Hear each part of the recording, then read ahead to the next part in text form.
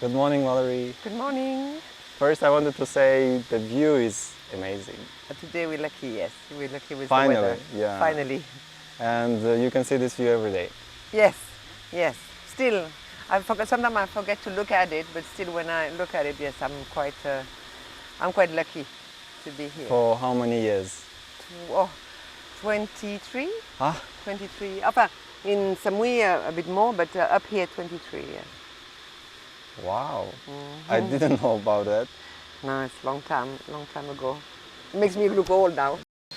And at that time, Samui was not at all what it is now. The Black Chaweng was still a dirt road, and yeah, it was still very small and lovely. And for me, it was wow, back to life after my 6 months in the mountain and in the orangutans and everything. Even that time, it was a big city. It was like life. Ah, it was fun. It was like there was pubs. There was the reggae pub. It was open, and everybody was going there, and it was like. It was really fun, and it was very hippie. And Kopangan that time? Kopangan was on as well, but even more remote than Samui. So it was, I will say that Samui was looking, not like Kopangan, yeah, maybe a bit like Kopangan in the more, not Adrian Beach and more remote place of Kopangan. That's what Samui was like. So much partying, but nice. Everybody was moving together. Everybody knew each other, and you were going from one bar and whoop, moving to another bar, and then it was just a little community, hippie, happy. That's probably why I came in the first place. Huh? That was the thing. So how did you come up with all of this? Alors, all that. So when I came back, we passed all the story, but I met one man here who was a Thai guy from the islands. Oh, okay. And we fall in love, I guess. We're still together. So and then he had a bar. Okay. And that bar he was renting it, and he had made it all by himself. In Thailand here, when you come, you rent a land and then you build everything. Okay. And then because there is no contract at that time, nothing, the owner decided to put the rent twice upper because it was a bar that was working well. It was very successful. And we couldn't pay for it, and so we had to let everything, all what he did, he had to leave it there. And so we said that next time we do something, we will do it on the land that belonged to us. And at that time it was impossible on the beach, it was too expensive. Okay. And because he's from the island, he knew this place, and so he brought me up here. So I think that time there is no villas, no nothing, no roads. No road. And I was 8 months pregnant, and we walked up the hill. Oh, and then okay, I have a nice place with a nice view somewhere. He said, "Look, this is it," and I said, "This is what?" Couldn't see anything. There was bushes everywhere, and you still have any pictures? Or? I have some pictures from some, and I can find from my daughter and everything. And my mom has her whole album. Mama made the album. Okay. All the memories. And so that was a real adventure. Wow, I can imagine how that came into this. A long time, 20 years, and 20 years. It's not there yet. You still have ideas how to. Not only ideas, you still also need to have a lot of more infrastructure to make it work properly. We started with nothing, so we had no water, no electricity. We had a generator, only 6 hours a day. That means no fridge, no fan, no. Was it difficult way to? You think it's hot now, 9 o'clock in the morning? Yes. Imagine at night with no fan. Ah, yes. And yes. Yeah, imagine that. And then no fridge, no cold water, no. You can keep your food. But that time you decided it's going to be like a bar or a restaurant on the hill, right? Already we knew that it's going to be a restaurant. We only had that part there, just not even the bamboo part, and just the leaf. And we built that. That's the first thing we did, and we put 3 bungalows, and that was it. Okay. And we say, okay, let's see if some people come up. How did people find you? First, there was all his friend, my husband's friend, because he lived on the island, so he's always been with foreigners who used to come back, and so he had a big, I would not say network, but a friend connection and friends and friends of friends, and at that time, he has his bar, And so people were looking for him, and we take the same name. It was a jungle bar, and we called him the Jungle Club. So people say, ah, we remember this sign and everything, and so they start to look for us. And we didn't advertise. We were very like laid back and living here and happy. And he was the driver, cook, and gardener, and I was the maid and the booking. Or what? No, but at that time we didn't even had booking. There was not even we had just had one phone. But also, voilà, we were living like that, happy.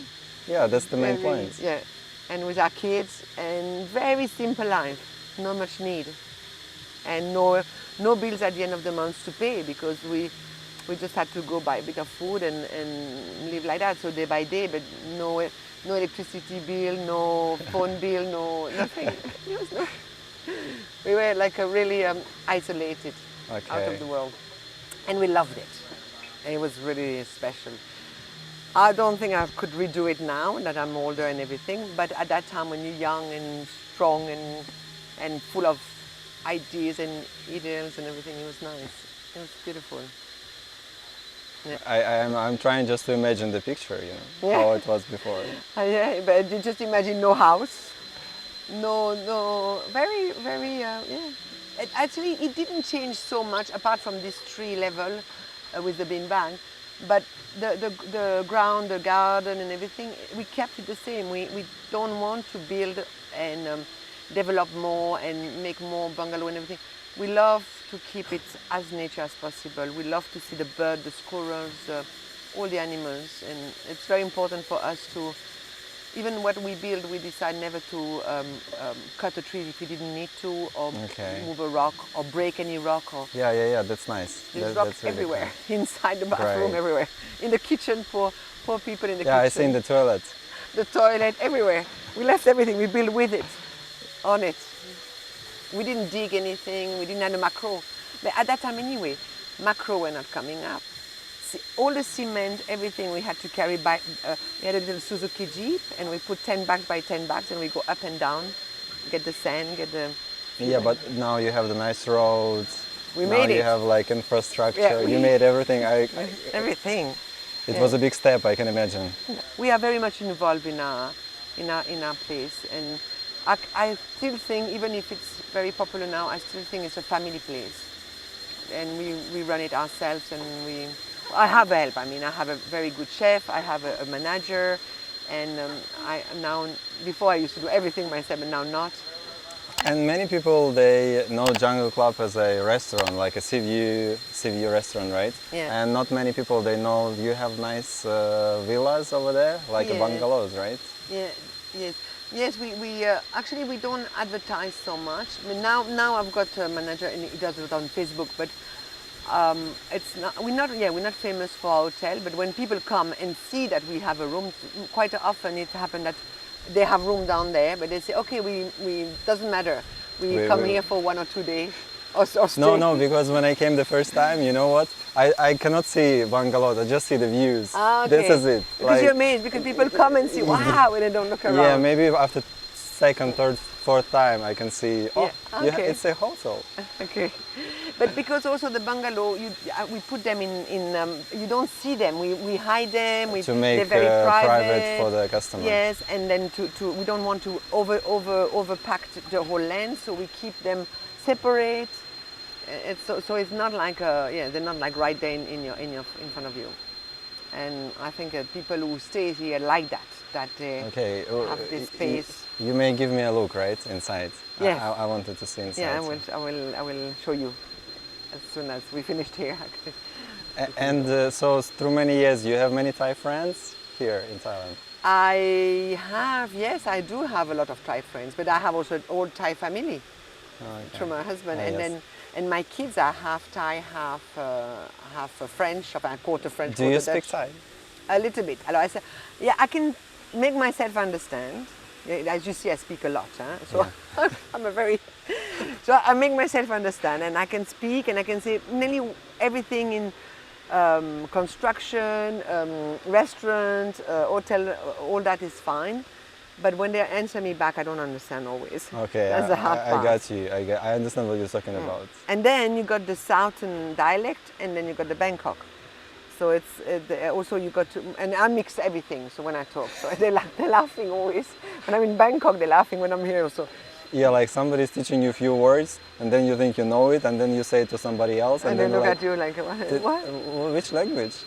Do you travel more now these days, or not really? I don't, but we haven't been able to travel because of COVID. COVID. Yeah. So, but otherwise, I like to do like a 1 or 2 excursion in Thailand within the year. Then I had my kids who were in Phuket, and so I had to do that every 2 months, the Phuket trip. Bangkok as well for my shop, and for my daughter who was in Bangkok before studying there. So I did that. You also have a shop, by the way. Yeah, I have a shop. We're gonna have a look too. Yeah. Okay. The shop from all my traveling. So we managed to go to Laos, Kenya, whatever, and that's you can see in my shop because there's a lot of things that wherever I go I collect, and I have Cambodia, Vietnam, India. I like that. I'm a buyer. I'm a buyer, compulsory buyer. So I like to collect things. And then I go every year to see my mom and friends and family back in Europe. And I wanted my kids to have that as well, as they're half European, so I wanted them to be connected with that part. So I was making sure that every year, nearly every year, I was going back with them. Now they'll grow up, so it's going to be another story. And I will go for myself then back to Europe. Yes. But this is your home? This is my home, 100%. This is my home. Okay. All right, thank you for your time. Thank you for I'm really happy visiting we us. finally catch up. Yeah, yes, and thank you for being interested into this place and wanting to tell the story. Yeah, I'm living here is now part of my life too. You know, you can see me every New Year. Yeah, I can see you often. I come to your shop. Yes. I love your clothes. And yes, no, it's nice. It's nice to know Thank you very each much. other. Thank you for watching. I would appreciate your comments and follow my channel if you would like to know more about life in Thailand.